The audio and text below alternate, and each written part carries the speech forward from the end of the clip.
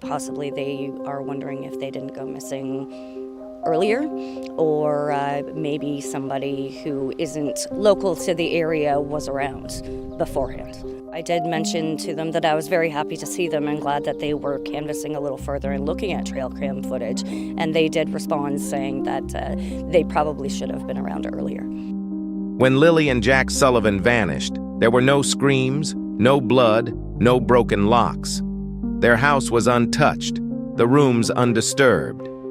Police arrived within an hour, but the first 6 hours, the most critical window to trace their path, slipped by without yielding a single solid clue. And then the entire community was forced to face a painful truth. No one noticed in time. No one sounded the alarm. No one acted until it was already too late. This tragedy did not begin with a violent act, but with accumulated gaps. Gaps in the home, in the community, and in the very system that should have protected them. A system where early warning signs were missed, where children were vulnerable but never taught to fight back, where neighbors noticed oddities but didn't know what to do, and where emergency response systems were activated too late.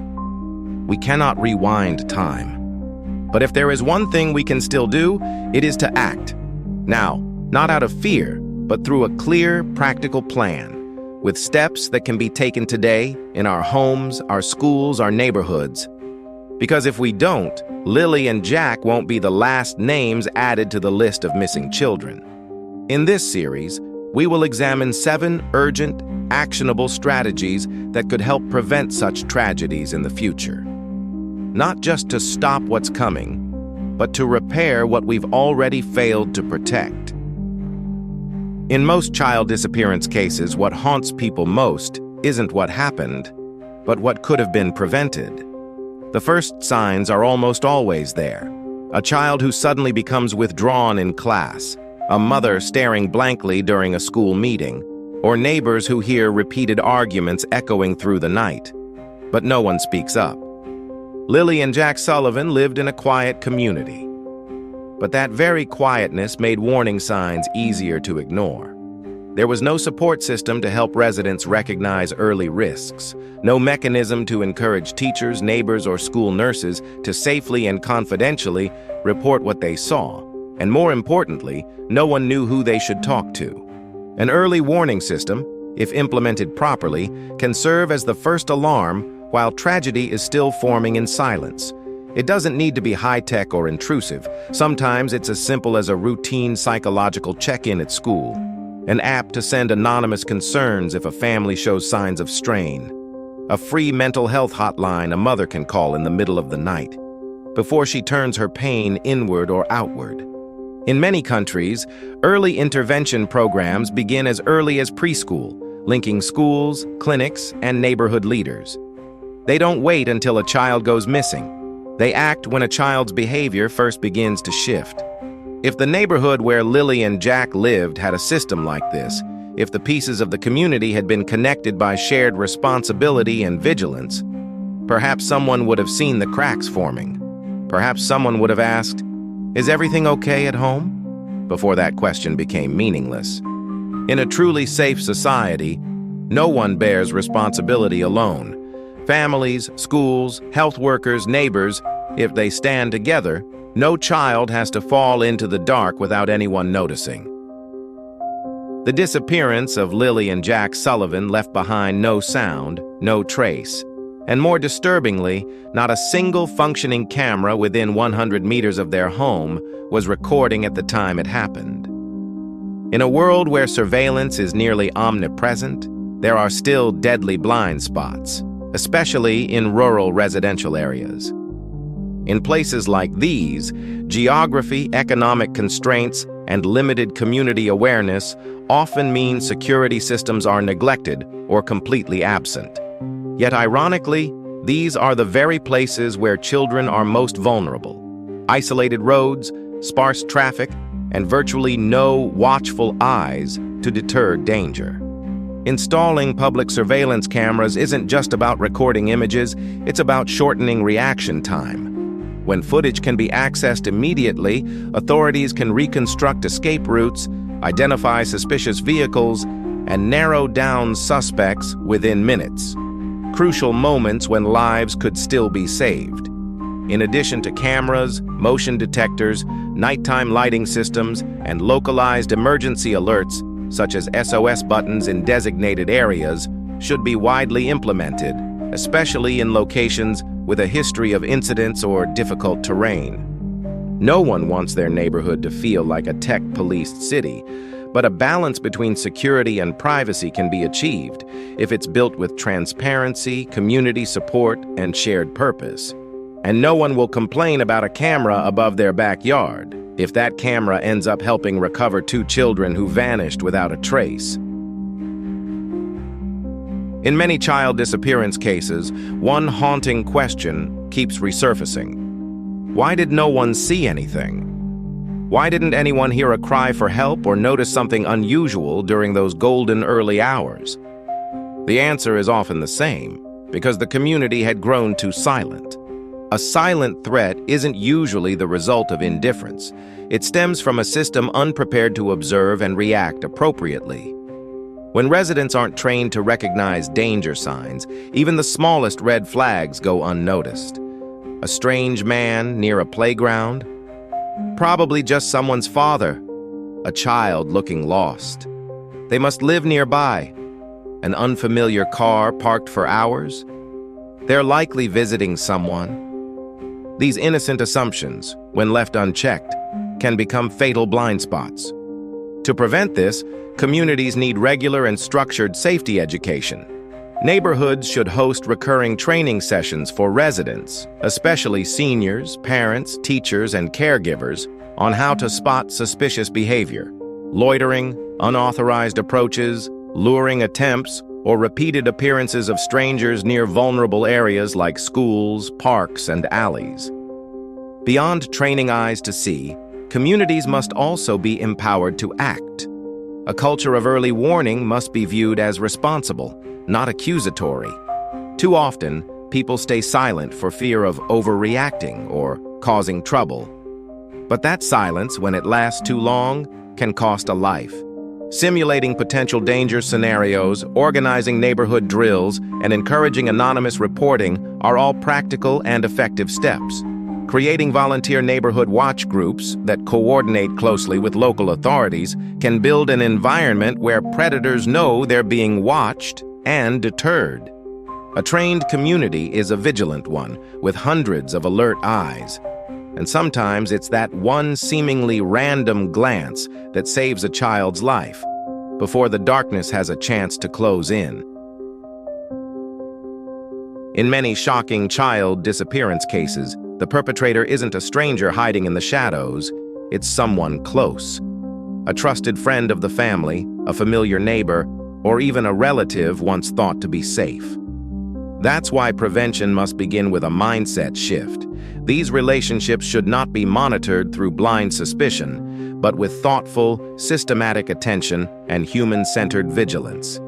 Experts warn that families with a history of conflict, ongoing tension, or members struggling with mental health issues such as depression, emotional instability, or substance abuse are statistically at higher risk for harmful incidents.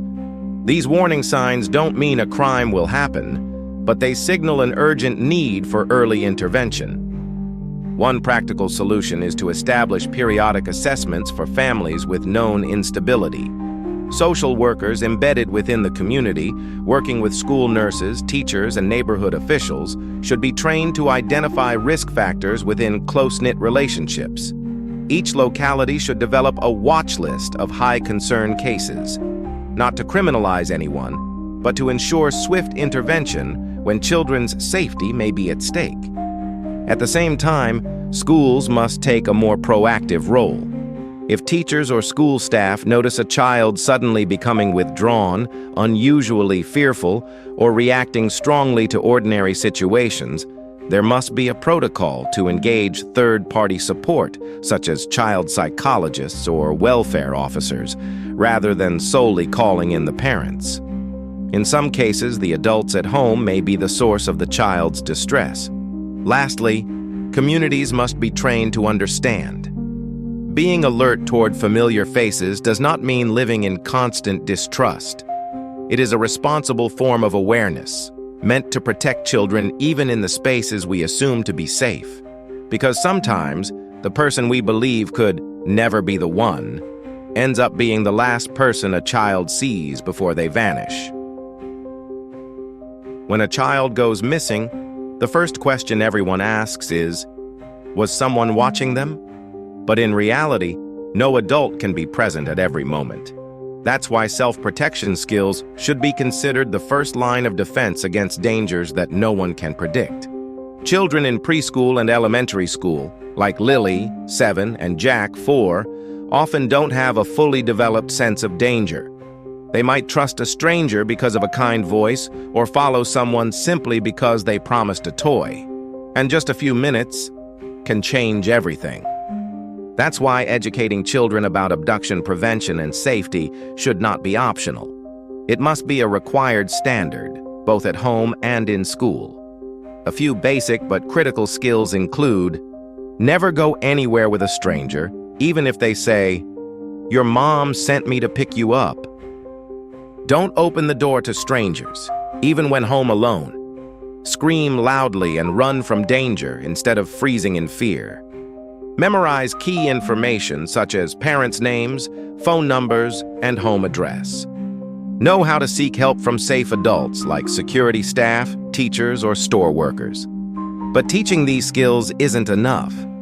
Children need to practice regularly through role play and scenario training. What if someone shows up at school and says you should come with them? What if you get lost in a supermarket?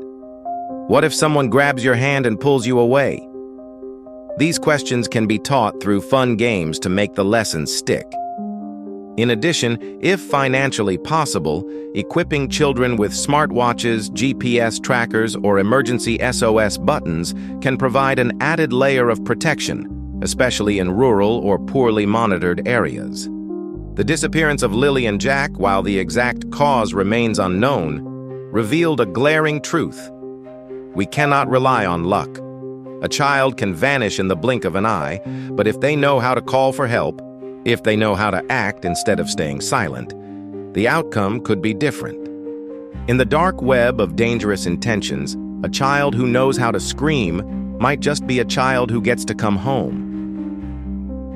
In child abduction cases, experts often emphasize a critical concept: the golden hour, the first 1 to 3 hours after a child disappears.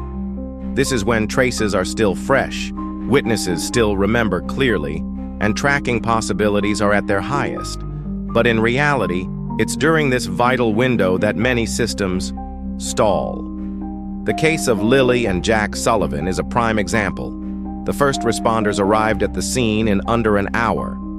Yet due to the absence of surveillance cameras, the lack of direct witnesses, and no precise location data, the search began in darkness. 6 hours later, by the time initial leads were acted on, nearly all traces had vanished. In an age when information can spread in seconds, slow institutional response is a critical failure.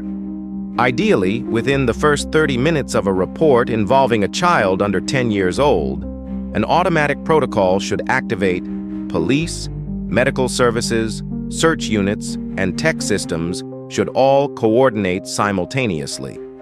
Amber alerts or other wide area alerts should be issued even without definitive proof of abduction. Waiting for confirmation could mean missing the only chance to recover the child safely. This is not just a law enforcement issue. It's a community responsibility. If neighborhoods had rapid alert mechanisms, such as emergency group texts, real-time shared camera networks, or automated loudspeaker alerts, then identifying suspicious individuals would be significantly easier. In addition, coordinating with media and social platforms must happen instantly, not after a press conference or official statement. In numerous cases, early distribution of a child's image helped citizens spot irregularities or recognize someone they assumed was just a grandma walking her grandkids as a suspect under investigation. A disappearance is rarely the fault of one system alone. But if every part of the system responds too slowly, society as a whole gets left behind. Reducing response time isn't about assigning blame. It's about maximizing the chances of survival for children like Lilly and Jack before everything fades into irreversible silence. In every community, whether bustling cities or quiet rural neighborhoods, there are always overlooked dark spots. These may include abandoned houses, forest paths, unfinished construction sites, or isolated patches of land near residential areas. They sit silently, unlit, rarely visited, and without surveillance. But when a child goes missing, these are often the first places search teams rush to, haunted by the fear that something irreversible may have happened. In the case of Lilly and Jack Sullivan, no one knows exactly where the children went, but it's the absence of data from these security blind zones that severely hindered the search. No surveillance footage, no witnesses nearby, no clear trail to follow. Everything was swallowed in silence. Creating a mapped system that identifies and monitors high-risk zones must become a strategic priority. Local authorities, working in coordination with neighborhood police and residents, can identify and regularly update locations with a history of suspicious activity, prior abductions, reports of abuse, or any documented threats. Once marked, these areas should be equipped with preventive safety measures such as motion sensor lighting, long-range security cameras, warning signs, and, if necessary, restricted access with temporary barriers. Monitoring efforts must also be institutionalized through patrols by neighborhood security teams, volunteer watch groups, or rotating community guardians. Schools, parent associations, and child safety organizations should be informed about these sensitive zones to better guide children on areas to avoid or ensure they are always accompanied when nearby. By turning blind spots into actively monitored zones, we not only enhance protection for children, but also dramatically reduce the response time in emergencies. Places once deemed unimportant would instead become protective perimeters, not just for our own children, but for every generation to come. Had these steps been implemented earlier, perhaps no one would have had to comb through silent woods or search abandoned places, where every passing second takes hope further away. Not every tragedy begins with malice. Sometimes it begins with a quiet breakdown, one that no one notices until it's too late. In many child disappearance cases, the root cause doesn't come from a lurking predator outside, but from the silent collapse of an adult inside the home, often a parent. Ongoing stress, untreated depression, or overwhelming isolation can twist love into control and protection into dangerous decisions. If parents receive timely support, emotionally, financially, and socially, many impulsive or destructive actions might never happen. In the case of Lilly and Jack, although there is no concrete evidence implicating the mother, many in the community have quietly wondered, was there something no one saw? A silent cry for help? A prolonged sign of distress? Or simply a mother overwhelmed by something she could no longer handle, without anyone stepping in? To address this, communities must develop mental health support networks, especially in rural areas where parents often lack access to psychological care. Free counseling programs, peer support groups, and regular mental health checkups for at-risk families should become part of the public health system. Schools, teachers, and health staff should also be trained to detect signs of psychological distress, not just in children, but in their parents as well. No parent is perfect, but there would be far fewer tragedies if society didn't leave parents to carry their burdens in silence. Because when an adult breaks down and no one sees it, children are always the first to suffer. And if that support had come in time, perhaps no child would have to disappear quietly at all. No single measure can guarantee absolute safety for children. But a well-organized system, from families to schools, from communities to authorities, can create a safety net capable of stopping tragedy before it starts. The disappearance of Lilly and Jack Sullivan is more than a warning. It is a wake-up call for an entire society about the fragility of the environments where children are being raised. We've examined 7 essential solutions, from early family intervention, improved neighborhood security, community training, and monitoring of high-risk relationships, to teaching children life-saving skills, accelerating missing child response systems, and expanding psychological support for at-risk parents. None of these solutions are out of reach if there is the will, the proper investment, and the patience to act. The problem is that we often only act after disaster strikes. But awareness and prevention must come before, not after. Lilly and Jack are not the only names to have vanished. But if we truly learn from this case, they may become some of the few whose stories drive change across entire communities. If only these actions had been taken sooner, perhaps their lives wouldn't have faded away in silence. And if we never want to relive another haunting May morning like that again, then what must be done is clear, right now. No delays, no waiting for the next disappearance, no more children vanishing while we look the other way.